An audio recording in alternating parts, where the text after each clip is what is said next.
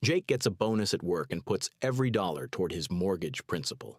Marcus gets the same bonus and invests it instead. Jake tells everyone at dinner that he's almost debt-free. Marcus nods and says nothing. 10 years later, Jake owns his home outright and Marcus still has a mortgage. Jake thinks he won. He didn't, because the decision to pay off a mortgage early feels like the responsible move, the safe move, the smart move. And in almost every case, when you actually run the numbers, it costs you more than it saves, not by a little, by a lot. And the part that makes it worse is that every financial influencer telling you to eliminate debt fast is technically not wrong. They're just not telling you what you're giving up to do it. To frame this objectively, Jake and Marcus are both 35 years old. Same income, $90,000 a year. Same home, purchased for $350,000. Same mortgage, a 30-year fixed at 6.5% interest with a monthly payment of about $1,896 on a $300,000 loan after their down payment. Same tax situation, same filing status. The only difference is what they do with any extra money they have each month. Jake throws $500 extra at the mortgage principal every single month. Marcus takes that same $500 and puts it into a low-cost index fund tracking the S&P 500. Jake's coworkers hear he's aggressively paying down his house and tell him he's being responsible. Marcus mentions he's investing while still carrying a mortgage, and someone at the office says that sounds risky. The conventional wisdom points entirely in Jake's direction. Debt is bad. Pay it off. Own your home free and clear. Get that weight off your shoulders. It's framed as common sense. But common sense and correct math are not always the same thing. Here's the first number that matters. Jake's mortgage rate is 6.5%. That's his cost of carrying the debt. Every extra dollar he puts toward principal earns him a guaranteed 6.5% return in the form of avoided interest. That's real. That's not nothing. When savings accounts were paying 1%, that 6.5% looked exceptional. But Marcus isn't putting his $500 into a savings account. He's buying index funds. The S&P 500 has returned roughly 10% annually on average over the last 50 years. After inflation, closer to 7%. But even at 7%, Marcus is still beating Jake's guaranteed 6.5% by half a percentage point every year. At 10%, the gap is enormous. This is the core of the argument, and it's where most conversations about mortgage payoffs stop. They shouldn't. Because the interest rate comparison is just the beginning. What almost nobody mentions is the tax treatment. Mortgage interest is deductible for many homeowners who itemize. At Jake's income level, depending on his total deductions, he may be writing off a meaningful chunk of that interest against ordinary income. That effectively lowers his true mortgage rate below 6.5%. Meanwhile, Marcus's investments in a taxable brokerage account will eventually owe capital gains tax, but long-term capital gains rates are significantly lower than ordinary income rates. So Marcus pays less tax on his gains than Jake would on the equivalent income. The actual after-tax spread between the mortgage rate and the investment return is wider in Marcus's favor than the headline numbers suggest. Here's what Jake doesn't see. When he sends extra principal payments to the bank, that money is gone. It's locked in the equity of his house. He can't spend it. He can't invest it. He can't access it without refinancing or selling. Home equity earns exactly 0% return sitting there. His house appreciates or depreciates based on the market, regardless of whether he has a mortgage on it or not. A home worth $400,000 goes up in value the same amount whether the owner owes $250,000 on it or nothing. The equity doesn't change the appreciation. Jake is essentially storing money in a vault that pays no interest and costs him the opportunity to put that money somewhere it compounds. Every retirement video glosses over this point. We're not going to. Let's run the actual numbers. Jake puts an extra $500 a month toward his mortgage for 15 years. That extra payment knocks about 9 years off his 30-year loan and saves him roughly $115,000 in total interest over the life of the mortgage. That sounds incredible. It genuinely is. But over that same 15 years, Marcus invested $500 a month into index funds.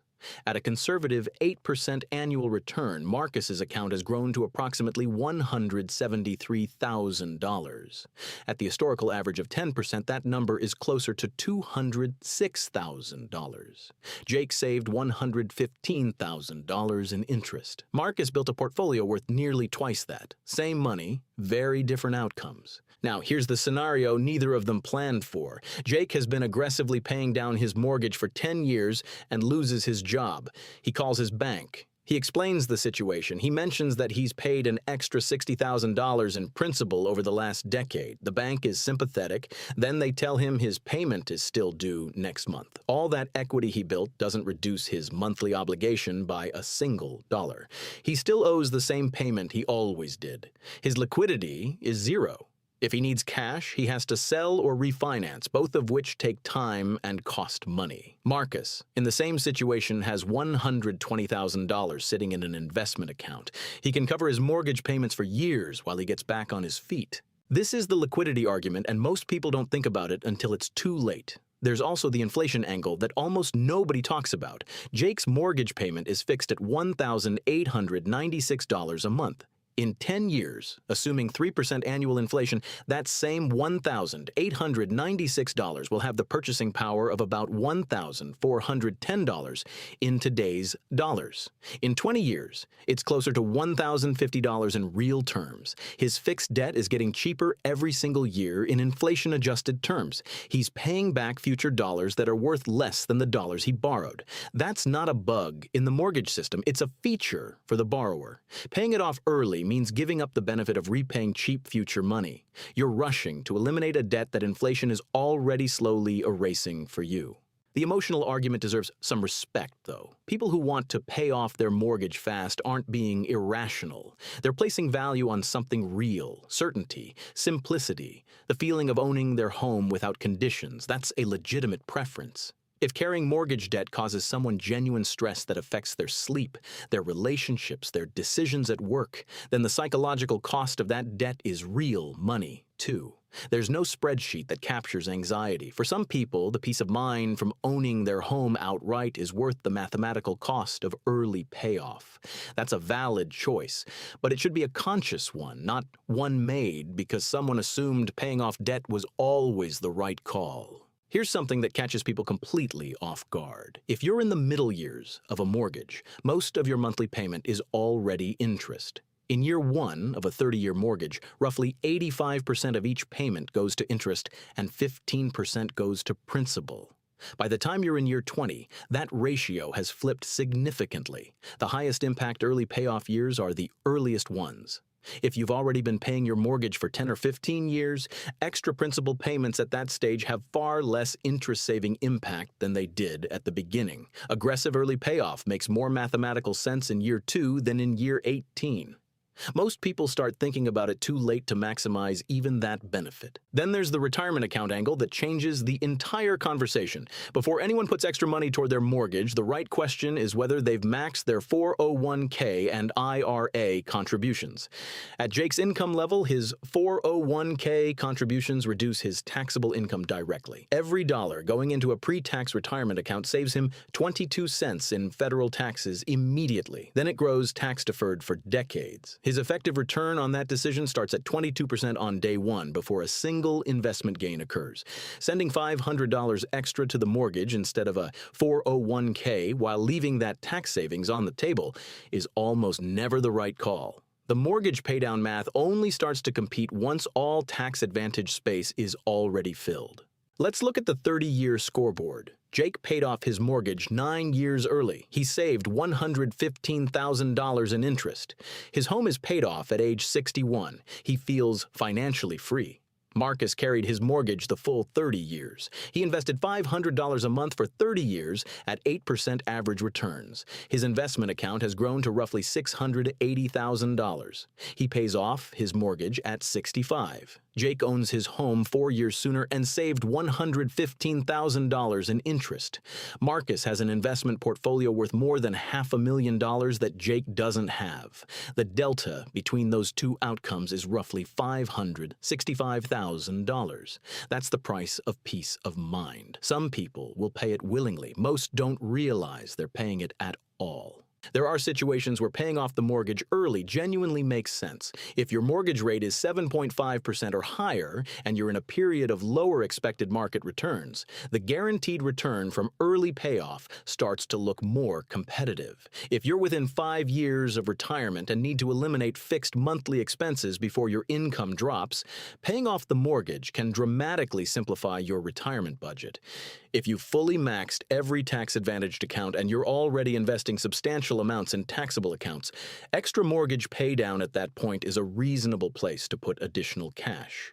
Context matters, rate matters, timeline matters. Blanket advice in any direction misses all of this. Here's the honest math that nobody wants to say out loud. For most people under 60 with a mortgage rate below 7% who haven't yet maxed their retirement contributions, sending extra principal payments to the bank instead of investing is objectively the worst financial decision. Not because debt is good, not because banks deserve your loyalty, but because the math of compound growth over time consistently outperforms the math of early debt elimination at current rates. The home equity doesn't compound, the investment account does. That difference, left to run for 20 or 30 years, creates an outcome gap that's genuinely hard to recover from. Jake owns his home free and clear. He's proud of it. His net worth looks strong on paper because his equity is high.